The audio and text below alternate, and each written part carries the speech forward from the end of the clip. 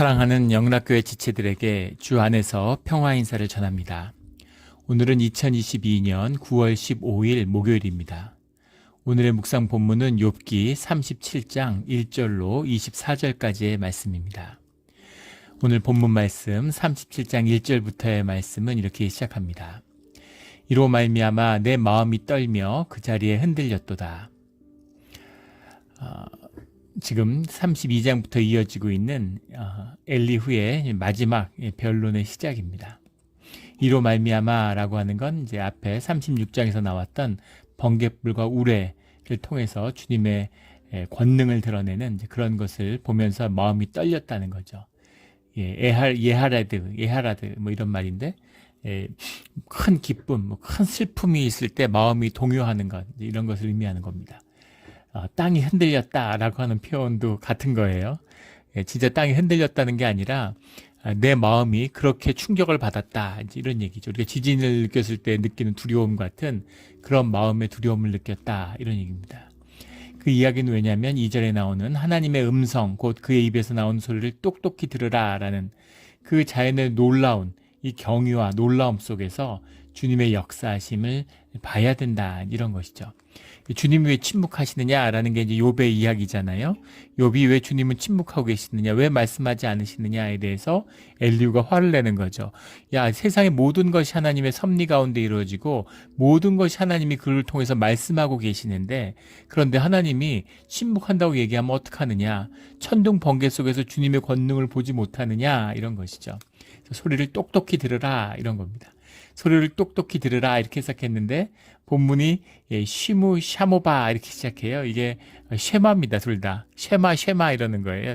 잘 들어, 명심해, 쉐마 이스라엘 이런 거잖아요. 똑똑히 명심하고 들어, 이런 말이죠. 두 번 반복한 것은 그 의미를 강화하기 위한 것이죠. 그래서 하나님의 소리를 아주 제대로 잘 들어야 돼, 이런 이야기입니다. 5절에 보면 하나님은 놀라운 음성을 내시며 우리가 헤아릴 수 없는 큰 일을 행하시느니라, 이것이죠. 이 번개소리, 우레소리 이런 걸 통해서도 하나님이 말씀하신다라는 겁니다. 그리고 우리가 헤아릴 수 없는 큰 일, 주님이 정확히 뭘 하고 계시는지, 어떤 일을 하시는지 우리가 어떻게 헤아릴 수 있느냐라는 겁니다. 우리 이제 지구과학 이런 게 발달하면서 놀라운 일들을 많이 경험하게 되죠. 요즘에 보면 나침판이 제대로 되지 않는다고 그래요. 나침판을 써보면 그 남극, 음극에 이제 자극이 너무 약해져가지고 이제 그 자석이 제대로 이제 그 나침판이 활동이 안 하는 거죠. 그래서 진짜 이상하다, 큰일 나는 거 아닌가 이랬는데, 지구 역사에서 7번이나 남극과 북극이 바뀐 적이 7번 있는데 차츰차츰 약해지다가 바뀐다고 그럽니다. 이게 왜 바뀌는지, 바뀌는 영향이 뭔지 이제 잘 모르는 것이죠. 그래서 5번의 지구 역사에서 대멸종이 있었는데 6번째 대멸종이 오는 게 아니냐, 뭐 이런 이야기도 있고, 대륙이 이대로 고정되어 있는 게 아니라 대륙이 계속 움직이죠, 해마다.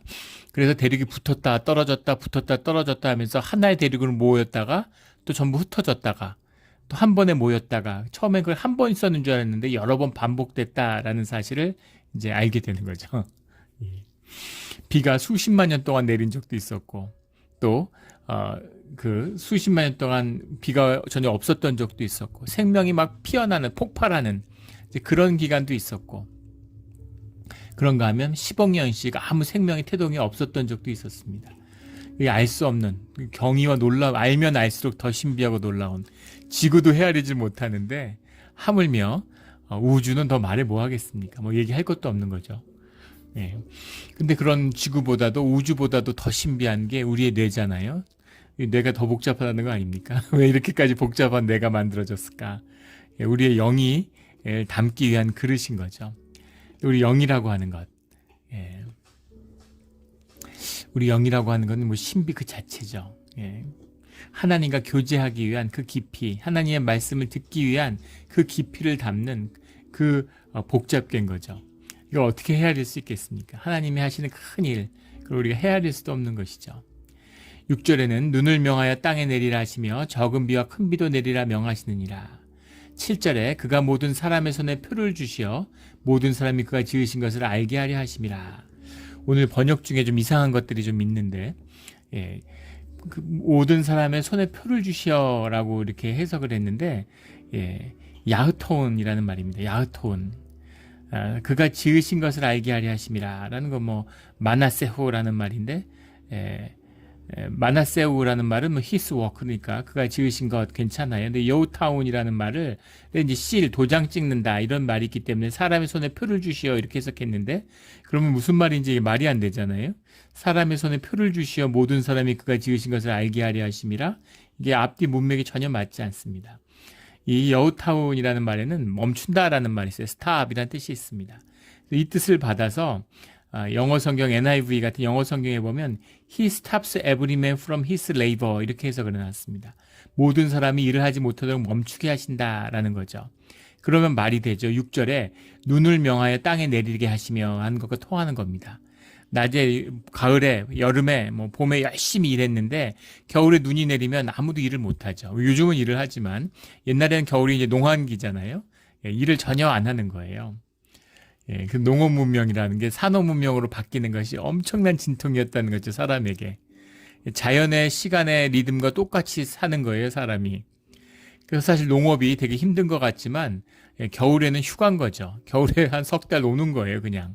옛날에 시골에 가보면 저희 어릴 때도 이제 할아버지들이 다 노시죠. 겨울 되면은 그게 이제 한국의 사회의 큰 병폐였는데, 모여서 같이 매일 술 먹고 막걸리 먹고 화투 치고 뭐 이러고 노는 겁니다.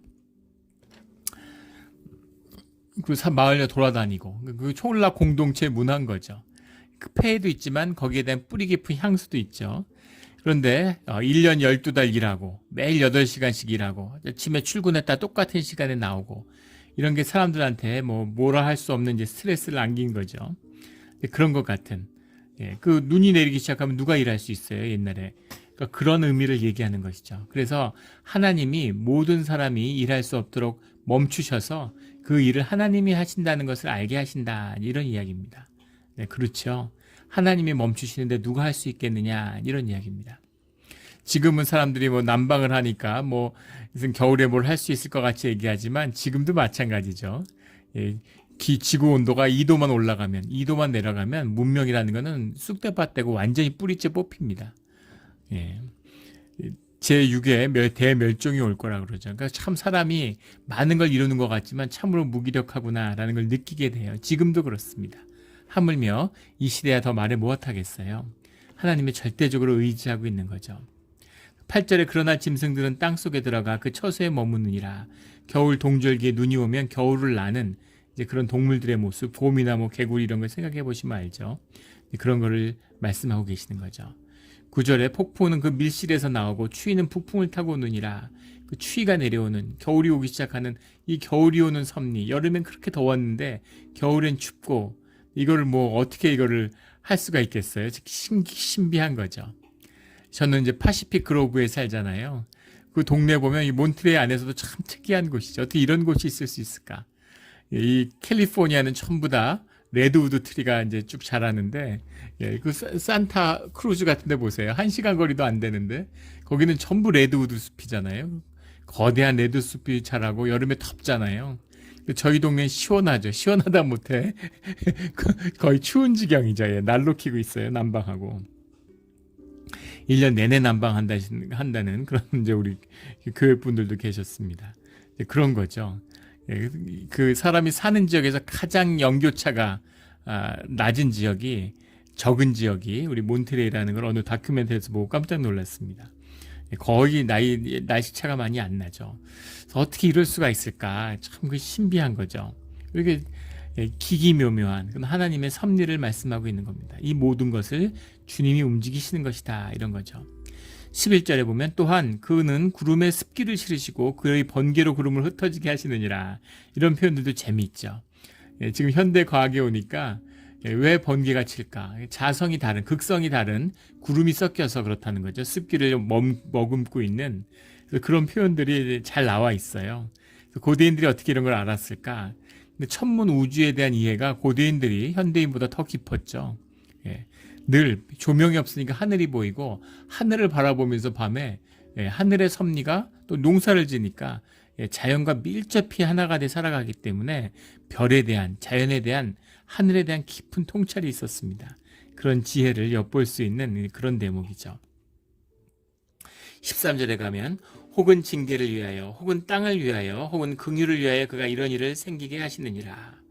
징계를 위하여라는 게 러세베트라는 데 러세베트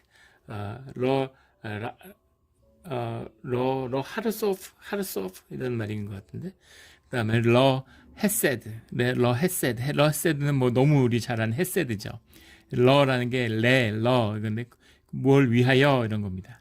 세벳이라고 하는 건 이제 이걸 징계를 위하여라고 했는데, 이것도 한번 생각해 볼 만한 문장이에요. 왜냐하면 뒤에 있는 아르소브라는 말과 붙어서, 아르소브라는 게 땅이죠. 땅을 위하여니까 아르소브 땅을 위하여. 그 세벳이라고 하는 건 러드라는 뜻이더라고요. 막대기. 그래서 이걸 징계라고 해석한 것 같은데, 그런데 여기는 이제 사실 뭐 영어로 하면 클럽, 스텝, 뭐 여러 가지 의미로 그 세벳이라는 건 수많은 의미가 있습니다. 그래서 땅을 위해서 또는 땅 위에 있는 사람을 위해서 이렇게도 해석할 수 있어요. 그래서 여러 해석에 이제 이건 징계를 위하여 이렇게 해석을 했는데, 혹은 긍휼을 위하여, 뒤에 이제 헤세드와 짝을 이루려면 징계로 해석하는 것도 맞을 수 있겠죠. 그래서 하나님이 하시는 일, 이 비를 내리고 번개가 치고 우레가 일고 눈이 내리고 이런 모든 일들이 자연스러운 섭리 같지만 어떤 사람에게는 긍휼이 되고 자비가 되고, 어떤 사람에게는 징계가 되고, 어떤 것은 땅을 위하는 것이 되고 땅을 멸하는 것이 될 수도 있는 것이죠. 이런 기묘한 섭리,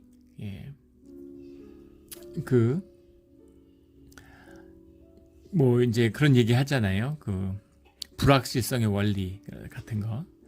그러니까 아프리카에서 나비가 날개짓을 하면 그것이 유럽에서는 태풍으로 변할 수 있는. 근데 그 기묘한 섭리, 슈퍼컴퓨터를 그렇게 많이 갖다가, 뭐 예전에 한국에서 맨날 슈퍼컴퓨터 없어서 날씨 예측 못한다고 그랬는데, 요즘에는 슈퍼컴퓨터 갖춰놔도 날씨 예측 못하죠. 날씨가 다 틀려요. 그걸 어떻게든 예측해보고 모든 가변을 잡아보려고 하는데 안 되는 거죠. 그 복잡 미묘한 그 날씨를 예측하는 거는 정말 힘들다는 거 아닙니까? 그런데 그 날씨를 통해서 이루시는 모든 인간과의 관계성, 이런 것들을 모두 움직이시는 주님의 섭리라는 걸 어떻게 헤아릴 수가 있느냐라는 거죠. 그 깊이를 어떻게 헤아릴 수가 있느냐, 이런 겁니다. 기가 막힌 것이죠. 14절에 욥이여 이것을 듣고 가만히 서서 하나님의 오묘한 일을 깨달으라. 네가 들었다면 하나님의 오묘한 일을, 니플로트 이런 말인데 우리 많이 나오는 말이죠. 원더, 이러면 영어로 원더러스 워크, 뭐 이렇게 오묘한 일을 깨달아야 된다. 하나님이 하시는 이 기기묘묘함, 이 넓은, 그것도 일리가 있는 말이죠. 왜 주님이 내게 이렇게 하셨을까? 왜 나한테 이러셨을까? 이제 이렇게 욥이 얘기하는데, 사실은 큰 틀에서 보면 그것은 에고의 이야기죠. 내가 사람과 구별된 나라고 하는 의미로 이해하기 때문입니다. 그런데 하나님의 가시는 넓은 섭리와 그 큰 일들을 어떻게 다 헤아릴 수가 있느냐, 이런 거죠. 뭐가 득이고 뭐가 득이 아닌지 너를 기준에 두니까 하나님이 긍휼을 거두셨다, 하나님이 징계하셨다, 이렇게 얘기하는 것이지 그게 징계인지 은혜인지를 네가 어떻게 하느냐, 이런 얘기입니다. 참으로 맞는 얘기고, 또 욥에게 너무 무리한 걸 바랄 수 없는 것이죠. 욥이 사람이에요. 연약한 노인입니다. 그리고 가족을 잃고 모든 재산을 다 잃고 병들어서 신음하고 있는 사람이 아프면 육을 자극하는 거잖아요. 그러니까 에고가 점점 강화됩니다. 그래서 뭐 3년 병치레 효자 없다, 뭐 이런 얘기처럼 아픈 사람 옆에서 힘들어요. 왜냐하면 아픈 사람들은 점점 에고센트릭해지기 때문이죠. 나밖에 생각을 못해요. 점점 내가 중심이 되죠. 근데 그걸 나쁘다고 비난하는 것이 아니라 그럴 수밖에 없는 것이죠. 인간의 육이 연약하니까. 그리고 사람의 영이라는 게 육성에 담겨 있잖아요. 몸이 아프면 사람이 자기 몸을 점점 더 의식하고 받아들일 수밖에 없는 것이죠. 인간은 비극이고 인간의 참 비애입니다. 하지만 그걸 뛰어넘는 본질적인 세계, 영의 세계가 있지 않느냐, 이런 것이죠. 그런 세계, 그 경이, 그 오묘함을 네가 깨달아 알아야 되지 않느냐. 참으로 맞는 일이지만 참으로 잔인한 이야기죠, 욥한테는. 그냥 욥이 그런 아픔을 얘기하면 그랬구나. 왜 하나님이 침묵하시는지 나도 모르겠네. 하지만 얼마나 아프니, 얼마나 힘들고 괴로우니, 정말 힘들구나. 내가 정말 그 아픔을 헤아릴 수도 없구나. 정말 그 아픔을 함께 해주지 못해서 미안하구나. 이렇게 받아줬더라면 좋았을 텐데. 아니면 그냥 침묵하고 있든지. 그런데 이제 욥의 이야기를 듣고 이제 하나님을 모욕했다 이러고 이제 하나님의 영광을 지키기 위해서 나섰는데, 하나님의 영광을 엘리후가 안 지켜줘도 누구도 하나님의 영광을 뺏어가거나 도둑질하거나 모욕할 수 없죠. 이것이 주님의 오묘함입니다. 그 말씀이 나오는 게 16절에 그대는 겹겹이 쌓인 구름과 완전한 지식의 경이로움을 아느냐. 그 주님의 특징은 온전함과 완전함이죠. 인간의 문제는 불완전함이 있어요. 인간이 정죄하면 안 되는 것은 불완전하기 때문입니다. 온전하지 않으면 우리가 뭐가 의인이, 뭐가 뭐 불인이, 의인이 하고 나누는 것, 의인의 악이냐 하는 것도 인간의 이야기입니다. 불완전하기 때문이죠. 주님 안에서는 악과 의라는 것이 구분이 없어요. 왜냐하면 온전한 선하심이기 때문입니다. 100%예요. 그것의 결핍, 주님의 결핍, 주님의 임재가 없는 것, 이것이 악의 본질인 것이죠. 우리 예전에도 여러 번 나누었죠. 세상에서 최악의 거짓말이 뭐겠어요? 99%의 진실과 1%의 악을 섞는 것입니다. 거짓을. 모든 사람이 쏘가 넘어가는 거짓. 최악의 거짓이죠. 반면에 100%의 99%의 거짓, 1%의 진실. 그러면 어떨까요? 아무도 속지 않는 거짓말. 그런 것이죠. 뭐가 더 나쁜 거예요? 이것이죠. 100%의 거짓이나 100%의 진실이나 똑같아요. 아무도 속지 않으면 그 진실이 어떻게 거짓이 될 수 있겠어요? 핵심은 100%라는 겁니다. 참인이 거짓이냐 하는 것은 인간의 얘기예요. 주님 안에서는 온전함만이 있는 것이죠. 모든 것이 참인 것입니다. 이 주님의 기가 막힌 완전한 지식의 비밀인 것이죠. 그래서 인간이 최선을 다한다. 그 사람 진짜 좋은 사람이야. 그 사람이 최선을 다해서 아무 의미 없는 겁니다. 그 사람 정말 진실한 사람이야. 진실하려고 최선을 다했어. 아무 의미 없어요. 그래서 99%의 진실을 이루면 뭐합니까? 1%의 거짓을 뛰어넘지 못하는데, 육을 입은 인간이 온전한 참을 이루지 못하는데 무슨 의미가 있어요? 주님과 함께 할 때만이 의미가 있는 겁니다. 주님이 함께 한다면 의미가 있죠. 주님이 함께 하는데 내가 최선을 다해서 내가 99%를 이뤘습니다라는 건 내게 은혜입니다. 주님이 그 1%를 채워주셔서 우리를 100%로 만들어주신다고 하면 그 모든 것이 우리에게 소중하고 나에게 참된 의미가 있는 것이죠. 주님 안에서 내가 열심히 살았어. 귀하고 소중한 것입니다. 근데 주님이 안 계시는데 내가 최선을 다했어. 이것은 굉장히 위험한 것이 될 수 있어요. 그 유명한 그 아이히만의 재판, 악의 평범성이라고 하는 이제 그런 이야기를 만든 그거잖아요. 유대인 600만을 학살했어요. 그 사람이 좀 게으르고 무능해가지고 자기 할 일을 반만 했더라면 얼마나 좋았겠습니까? 천하에 무능하고 나쁜 사람이고 맨날 술 먹고 일을 게을리 해가지고 60만만 죽였더라면 얼마나 더 다행이었겠어요. 악의 평범성, 양식적이고 성실하고 착하고 열심히 자기 일을 있는 힘껏 최선을 다해서 자기 일을 하는 거예요. 진짜 나쁜 짓을 하고 있는 것이죠. 이것이 인간의 한계고 인간의 운명이다라는 겁니다. 그래서 나는 빛이요 진리요 생명이다라고 주님이 말씀하시는 거예요. 나로 말미암지 않고는 아버지께로 갈 자가 없다라는 이 말씀의 의미입니다. 그래서 저 사람은 뭐 하나님을 믿지 않지만 하나님 모르지만 정말 좋은 사람이다. 진짜 허무한 얘기죠. 그게 무슨 의미가 있습니까? 아이히만 같은 거예요. 주변에서 다 착한 사람이었다는 거 아니에요. 다 좋은 사람이고 집에서는 정말 좋은 아버지고 좋은 가장이고 지역사회와 친구와 독일을 위해서 정말 최선을 다하는 인물이었는데 그 시대 정신이 그걸 통찰하고 깨닫지 못, 그걸 뛰어넘지 못하는 거죠. 주님을 모르니까 누가 그걸 뛰어넘을 수 있습니까? 그런 비극을 끊고 주님을 만나서 주님 안에서 주님의 의를 이루어가는 그런 우리의 삶, 소박하고 보잘것없지만 의미 있고 소중한 삶을 사는 우리 모두가 되기를 주의 이름으로 축원합니다. 18절에 그대는 그를 도와 구름장들을 두들겨 넓게 만들어 녹여 부어 만든 거울같이 단단하게 하지. 이게 무슨 말입니까 도대체. 10번을 읽어도 무슨 말인지 알 수가 없어요. 어떻게 해서 이렇게 했을까. 제가 보기에는 그 성경 전체를 통틀어서 꼽을 만한 이런 이상한 번역 같습니다. 그대는 그를 도와 구름장들을 두들겨 넓게 만들어 녹여 부어 만든 거울같이 단단하게 할 수 있겠느냐. 이거는 이제 우리말이 아니죠. 비문입니다. 원문은 이래요. 타르기아, 임모우, 리샤킴, 하자킴, 키리, 무사크 이런 말입니다. 원문은 이런 거예요. 타르기아, 타르키아라는 것은 이제 영어로 하면 스프레드 아웃이죠. 펼치는 것입니다. 펼치는데 임모우, with him 이런 거죠. 그와 함께 이런 겁니다. 그처럼 너희가 하나님이 믿는 것처럼 너희들이 밀 수 있느냐 이런 겁니다. 하나님이 평탄하게 하는 것처럼 너희들이 평탄하게 할 수 있느냐 이렇게 물어보는 거죠. 예, 이샤킴이라는 건 하늘을 이런 것이죠. 하늘을 밀었다라는 건 유대인의 개념이 들어있는 거예요. 유대인들은 궁창이 있는데 하나님이 궁창을 위아래로 밀어가지고 궁창을 밀어서 땅을 만들고 하늘을 만들었다. 이렇게 믿고 있는 거죠. 그래서 세상을 궁창이 둘러싸고 있는 거예요. 그래서 주님이 그것을 막고 계신다는 겁니다. 그래서 그것을 트면은 그 궁창들이 쏟아지는 거죠. 그것이 노아의 홍수인 겁니다. 예, 그렇게 세상이 다시 태고의 질서로 돌아가게 되는 거죠. 그래서 궁창을 밀어붙이는 것을 말하는 거예요. 궁창을 너희가 밀어붙일 수 있느냐. 예. 리샤킴이라는 건 이제 스카이, 하늘이라고 해석했지만 우리가 보는 그런 하늘 스카이가 아니죠. 예, 궁창이에요. 너희가 궁창을 밀 수 있는 힘이 있느냐. 예, 우리 요즘 이제 과학용어로 하면 놈 같은 거죠. 너희가 어떤 그런 차원을 세상에 이런 우리 우주의 모든 그걸 놈이라고 그러잖아요. 예, 그런 것을 우주 밖의 세상, 그거를 너희가 밀어붙일 수 있느냐.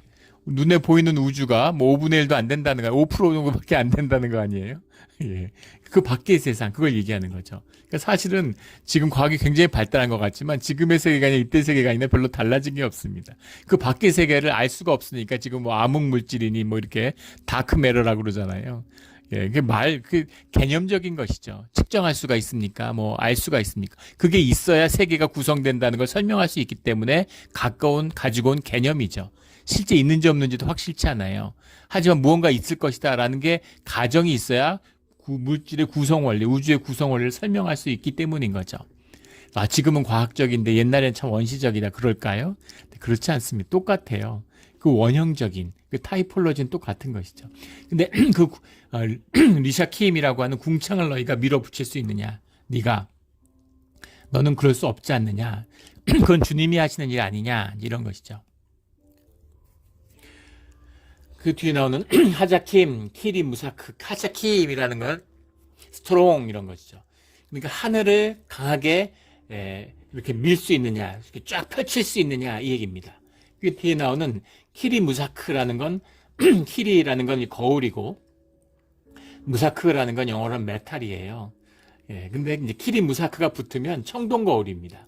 우리가 생각하는 지금 이런 거울이 아니죠. 그때는 거울이 청동이에요. 청동을 가져다가 열심히 이렇게 닦으면 이렇게 반짝반짝해져가지고 지금도 국립 무슨 중앙박물관 이런 데 가면은 청동 거울이 남아있잖아요. 이게 귀족들의 상징이고 신분의 상징이었다고 하죠. 그러니까 그때 거울을 본다는 건 또 인류에게도 거울을 본다는 게 인지 뭐 그 어떤 지진 같은 일이었겠죠. 예, 자기 얼굴을 들여다보는. 새롭게 자기 인식을 하는 그런 거죠. 예, 그러니까 이 키리 무사크라는 건 청동 거울인데 청동 거울이라는 것이 단단하잖아요. 무슨 얘기냐면 청동이라고 하는 어떤 광물질 덩어리를 가져다가 그걸 쫙 밀어가지고 그걸 반짝반짝 닦으니까 반짝반짝하는 그런 거울이 된 것처럼 그렇게 궁창을 밀어서 하나님이 세상을 만들었지 않느냐. 예, 청동을 밀어서 거울을 만드는 것처럼 너희가 궁창을 밀어서 세상을 밀어가지고 그래서 세상을 만들 수 있겠느냐. 창조의 섭리를 이야기하는 것이죠. 창세기의 얘기죠. 네가 그렇게 할 수 있어? 너가 창조주야? 네가 무슨 전능자야? 이런 얘기인 거죠. 너 그렇게 할 수 없잖아. 이런 얘기죠. 19절에 우리가 그에게 할 말을 그대는 우리에게 가르치라. 우리는 아둔하여 아뢰지 못하겠노라. 갑자기 뜬금없는 얘기처럼 보이지만 문맥적으로 보면 맞는 말이죠. 네가 하나님이야? 네가 창조주야? 욥한테 그렇게 얘기하는 거죠. 그 다음에 네가 우리에게 할 말을 가르쳐줘. 우리는 하나님한테 뭐라고 말씀드려야 될지 우리 모르겠어. 넌 할 말이 많은 것 같은데 넌 하나님만 만나면 하나님 앞에 서겠다고 그러는데 네가 감히 하나님 앞에 서겠다고 그래? 하나님 앞에 서서 너의 의를 얘기하겠다고 그래? 그게 뭔지 좀 우리한테 가르쳐줘봐. 우리가 하나님한테 변론을 할게. 이런 얘기죠. 이 얘기는 하나님 나와 함께 하시는데 너 함께 하지 않으시지? 근데 넌 할 말이 많다니까 나한테 얘기해주면 내가 하나님께 얘기해줄게. 이런 얘기지만 동시에 네가 알려주라. 내가 할 말을 우리에게 가르치라 라는 이야기는 무슨 말이냐면 말도 안 되는 소리 하지 마 이런 얘기죠. 네가 뭘 가르쳐? 네가 뭘 알아? 이런 이야기입니다. 하나님 앞에 누가 자기를 변론할 수가 있어? 예전에 오래전에 본 영화라 가지고 뭐 장면만 기억이 나는데 제목도 스토리도 잘 기억이 나지 않습니다. 근데 그 영화가 뭐 그냥 B급 영화였는데 이제 외국 영화인데 거기에 보면 한 어머니가 나와요. 근데 어머니가 이 회색 마법이라고 그러죠. 그 네크로맨서라고 하는 그 네크로스라는 게 시체고 맨서라는 게 만티아라고 하는 이제 뭐 이렇게 그런 주문 같은 거죠. 그래서 사령술이라고 그러죠. 우리말로는 이제 죽은 영을 불러내는. 근데 그게 이제 사령술의 기원이 뭐 사실은 유대에서 시작된 거죠. 뭐 솔로몬이 이제 네크로맨서의 원조라고 그러잖아요. 근데 그런 사령술을 하는데 회색 마법이다. 뭐 그렇게 얘기를 하죠. 마법. 주문을 해가지고 뭐 방진 같은 걸 그리고 그래가지고 이제 천사를 불러내는 신과 교통하는 방법이다. 그래서 유대의 신비주의, 뭐 카발라 이런 데서 이제 아주 뿌리 깊게 행하는 것입니다. 그런데 이제 그거를 통해서 천사를 만나고 싶어하는 사람이 있는 거예요. 그래서 사령술사를 찾아가서 그걸 간절히 부탁합니다. 그래서 그걸 도와주는 얘기예요. 근데 그 사령술을 현대인이 이제 그걸 이제 추적해서 그걸 구현하는 게 그게 재밌어서 그 영화를 봤는데 영화 자체가 뭐 훌륭한 영화는 아니었습니다. 그런데 이제 그걸 쭉 진행을 하는데 흥미롭고 재밌죠. 근데 뭐 가진 실패도 하고 뭐 이런저런 우여곡절과 어려움 끝에 그걸 이제 뭐 사령술사는 무슨 사고로 죽고 해서 그 엄마가 그 간절함으로 엄마가 그 자식이 죽었어요. 그러니까 아들이 죽은 거에 대한 원통함 때문에 아들의 복수를 하고 싶은 거죠. 천사를 불러내서 복수를 부탁하고 싶은 거예요. 그래서 천사를 불러내는데 마지막에 천사를 만나게 되죠. 환한 빛이 임하고 천사 같은 모습이 드러나서 그 앞에 딱 서게 돼요. 눈을 딱 마주치는데 그 주인공 여성이 넋이나간 표정으로 눈물을 막 철철 흘리면서 감사와 용서를 이제 구하게 되죠. 용서와 감사를 구하면서 천사를 떠나보는 것으로 영화가 끝나게 됩니다. 그래서 자기의 의지, 내 모습으로 어쨌든 천사만 만나면 내가 그 복수해달라고 부탁하고 그래가지고 복수를 꼭 천사가 해주게 해야지 이렇게 생각했는데 천사를 만나니까 압도돼가지고 자기의 그냥 에고 거짓은 다 날아가 버리고 자기의 진심이 나온 거죠. 본질은 무엇이냐면 자기 자신의 삶에 대한 용서죠. 자기 악한 마음에 대한 용서를 구하고 그 다음에 모든 그 섭리에 대한 감사의 마음을 토로하는 이제 그런 게 나옵니다. 그 장면이 아주 극적이에요. 영화는 되게 후진 영화였는데 또 심오함이 있구나 이런 걸 그래서 기억에 오래 남습니다. 그 생각이 나는 것이죠. 하나님 앞에 서서 너의 의를 변론하겠다고 그런 겁니다. 우리에게 가르쳐라. 우리가 그에게 할 말을 하나님께 할 말을 네가 우리에게 가르쳐라. 근데 가르칠 게 뭐가 있고 네가 뭘 안다고 그러냐 이런 말이 들어있는 것이죠. 우리는 아두나야 알지 못하겠느라. 나는 하나님께 변론한다는 건 상상도 못하겠어. 이런 얘기죠. 20절에 내가 말하고 싶은 것을 어찌 그에게 고할 수 있으랴 이어지는 거죠. 삼켜지기를 바랄 자가 어디 있으랴. 삼켜진다라는 말이 예불라라는 말인데 예불라라는 말이 성경에서 홍해 바다에서 쫓아오는 애굽 군대를 삼킬 때 예불라라는 말이 나옵니다. 또 출애굽에서 고라의 반란을 이 땅이 고라를 일당을 삼켜버릴 때 이때 예불라라는 말이 나오죠. 주님 앞에 주님께 삼켜진다, 주님께 삼킴을 당한다라는 게 이제 예불라예요. 주님의 징계입니다. 이건 무서운 것이죠. 주님의 징계는 우리가 뭐 세상에서 달하는 고난, 환난 이런 거하고는 다른 차원입니다. 본질적인 하나님 세계, 본질계의 징계가 현상으로 임하는 거예요. 하나님의 징계를 받으면 하나님의 징계를 받아서 고침을 받는다. 회초리 맞는 거하고 목 날아가는 건 다르죠. 그런 의미입니다. 이게 예불라예요. 누가 하나님 앞에 쓰면은 죽는데, 이거 죽는다는 건 우리 육신의 생명을 잃는다 이런 뜻이 아니죠. 이거는 아주 심각한 것입니다. 상상할 수 없는 것이죠. 그래서 그럴 바랄 자가 어디 있느냐, 누가 감히 하나님 앞에 쓸 수가 있느냐, 이 얘기입니다. 뭐 욥도 그런 마음을, 이걸 모르겠어요. 뭐 그러려고 진짜 내가 의로워서 하나님하고 의를 다퉈보겠다 이런 마음은 아니었는데, 이제 너무 분하고 원통하고 너무 힘드니까 주님 앞에 이제 이런 식으로 자기가 호소를 한 것이죠. 또 자꾸 정죄하니까, 친구들이 와가지고 네가 나빠서 벌 받았다고 정죄하니까 이제 거기에 대한 반발이 나온 것이겠죠. 그러나 그 말만 들으면 물론 욥의 말도 얼마든지 문제가 있고 정죄될 수 있는 것입니다. 그걸 문제 삼고 있는 거죠. 21절에 그런즉 바람이 불어 하늘을 말끔하게 되었을 때 그 밝은 빛을 아무도 볼 수 없느니라. 기가 막힌 표현이죠. 예.